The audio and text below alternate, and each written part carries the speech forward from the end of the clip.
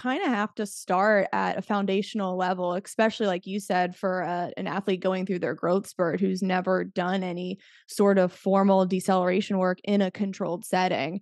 And that's one thing I really want to touch on is like, why is that snap down so important so that athletes can get to the next step? And what are some of those advanced exercises that eventually they'll progress to? Because we're not going to be doing Mhm, snap downs all the time. That would be mhm, stupid. mhm. Totally. Yeah, no, I agree. So the way that I conceptualize it is, okay, so what is a snap down, right? Before that, we have to control eccentrics. So can you control your body in space? That to me is an athlete. Every human being is an athlete. If you can control your body in space, awesome. That checks off the box for strength, power, speed, et cetera, et cetera. So isometrics, eccentrics, and then rapid eccentrics or eccentric rate of force development. Essentially, a snap down is a fast eccentric. You're coming down really fast and you have to come to an abrupt halt.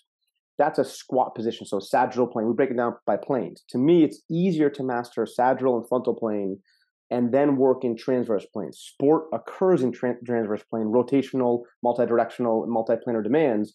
We have to start somewhere. So for me, the basics are do a bilateral sagittal plane, your squat position, snap down, or drop squat. Great. Body weight, it's easy, awesome. Overload that. You can use anything you want as a strength coach, as a tool. Resistance band, weight vest, medicine ball, dumbbells, kettlebells, whatever. Add external load to make it more challenging, increase intensity, decrease volume, inverse relationship. When that becomes easy, the obvious applies. Bilateral, go to sort of or pseudo unilateral. Maybe you're in a kickstand. Maybe you go into a reverse lunge. Still too easy? Go to a single leg, like a drop skater squat or a drop pistol, not drop pistol, drop skater squat, or 2 to 1, and then do a pure unilateral. We just use that same approach. Extremely basic, extremely simple, nothing sexy. Then we go to frontal plane. This one gets really awkward because you're asking someone to drop into a lateral squat rapidly when most people don't lateral squat in and of itself. So I think really teaching, it's the same principles, right? Can you control a rapid eccentric into the bottom position of a lateral squat? Great, that becomes easy. Then you do a lateral lunge. It's more dynamic. Then you do a skater hop, or hiding hop. Everyone does these.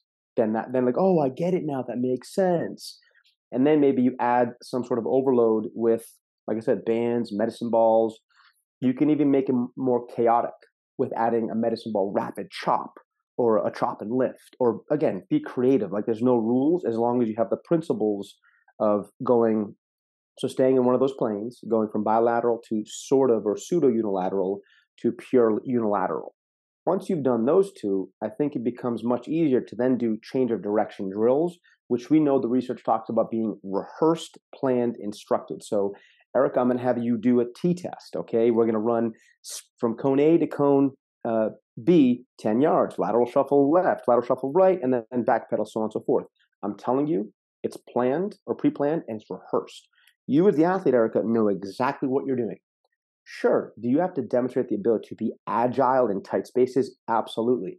However, change of direction is easier from a modal learning theory standpoint. There's less thought process needed from a cognitive ability standpoint.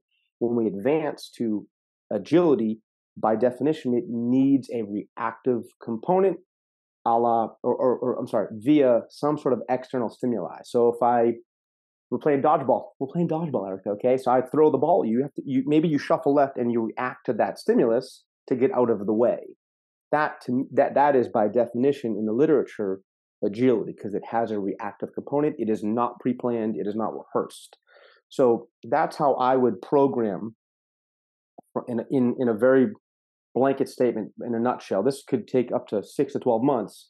Isometrics for tendon health, eccentrics for continued tendon health, rapid eccentrics or decel ability, change of direction, and then agility. Is there going to be overlap? For sure, but that's kind of my big 10,000 foot view bird's eye approach, the program designed for this.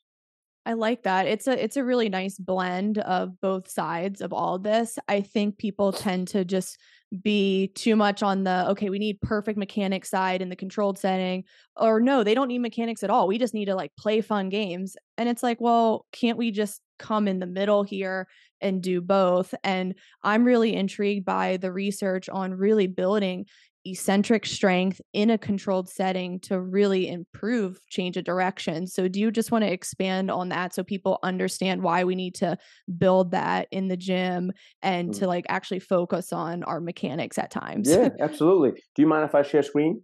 Oh yeah, you should be good to go. Yep. Sweet, sweet. So I have a full presentation, which is way too many slides to share screen. It's over like 250. I'm not going to share that. There's a couple of key points that I want to look at when it comes to this. So this is from this past summer with Perform Better. I think we need to appreciate a few things. So for number one, think of these angles. There's no volume here, so we're good. I just want you to focus on the different angles that occur in sports. So he's going to do a slow-mo. I forget this guy's name. I probably should remember it. I've played this video way too many times, but for some reason I forget it. He's a great tennis player. But look at these deep angles for the hip, knee. I mean, that is ankle. That is aggressive, right? These occur in sports all of the time, naturally. Then we look at something as simple as speed in sports. I think we all remember this. DK Metcalf chases down Buda Baker like in a crazy feat of speed. There's DK right here, and he's just trucking. He is just absolutely trucking, and he catches him. And so this is a beautiful display of speed in sport. Buda Baker's like, who is that guy? Where did he come from? Then we look at something like direction changes. So she's a point. Erica Wheeler is awesome. She completely cuts up the Hall of Fame Sue Bird now, but great crossover, great J. But boom, right? Simple, fast, rapid change in direction. Then we look at something simple as collisions, right? The GOAT, he's above me as well. Right here, jams, and I believe Patrick Ewing, you're up right in the face, boom, right there. So the collisions in sport, these occur all of the time. This is just a normal play in sport. But I think we take these things for granted. The last one is just a full display of all of these things. Direction changes, high speeds, collisions, angles, change of direction, all this type of things, agility. This is when Leo Messi scored by most physicists, it's like an impossible goal, like how it got in the net. He completely crosses over the entire team. I don't know how he did this. He's just amazing. I know you can appreciate this, right? Like, how did he get that? How did he get that in? I have no clue. Like, I remember watching Messi when he wore number 30 and when Ronaldinho was on Barca as well. That's how much I love soccer. So that, to me, I think we have to appreciate all of those plays. And someone might say, well, how is a drop squat or how is a snap down important? They start somewhere, right? They have to start somewhere. So I think that's the most important thing, is appreciate all that in a more of a verbal sense. Sports require so high speed. There's a level of physicality, aggressive, violent manner. There's collision. There's rapid direction changes. And this is a line from a recent article in the research last year from McBurney et al. Do not speed up what an athlete cannot slow down. And I think that right there is like that emoji, like, it's like, all right, great. And then I remember I was on a Perform Better like webinar series with Lee Taft, Mike Boyle. For some reason, they had me on as well. I have no clue how it was on with them. And Mike was talking about, and I love Mike. I interned for Mike about 13 years ago. We sent a lot of interns there. I respect a lot what Mike does. Obviously, Lee as well. And Mike was saying, hey, we don't have any specific decel drills at our facility, but whenever we do our sprints or our pogos, or our hurdles, we emphasize sticks or slowing down. Or like, let's say you're doing a 20-yard sprint, and then you have to slow down because the end of the turf is there. So it's almost like built in. So what I'm not telling people, hey, take all your plyos and force production stuff and throw it out the window. No, I'm saying decel and force absorption, they're in the same bucket. Because people say, well, where do I put this in my program design? Well, I'm like, well, where do you put your jumping? Like, great, put it in the same place. It's literally the other side of the coin. So I think, you can even be more efficient. Well, hey, maybe you're doing hurdles. How would you progress a hurdle hop, right? You would do a hurdle to stick, a hurdle with a pulse and stick, and then a continuous hurdle. Like that, to me, that's a very rudimentary, basic way of doing it. I know Altus ascribes to that. I know Exos ascribes to that. Boyles does, all the big names in the field. And my thought process is like, it's already in what we do. Let's just make sure we're doing it all of the time.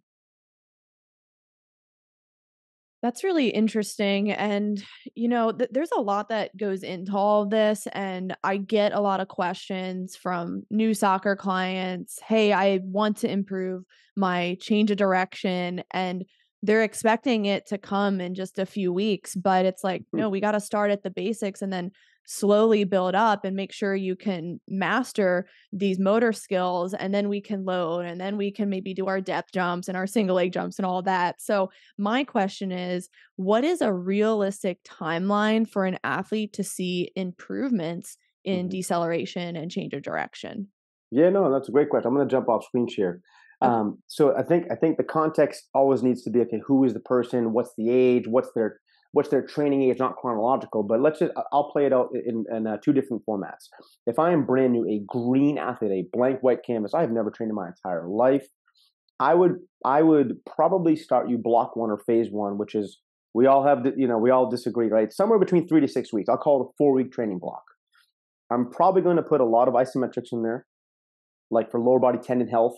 I'm a big fan of the big five, right? The ankle region, knee region, groin region, hip flexor region, and the obvious hamstring region. I say regions because there's tendons, muscles, and structures there. I want to appreciate all those elements.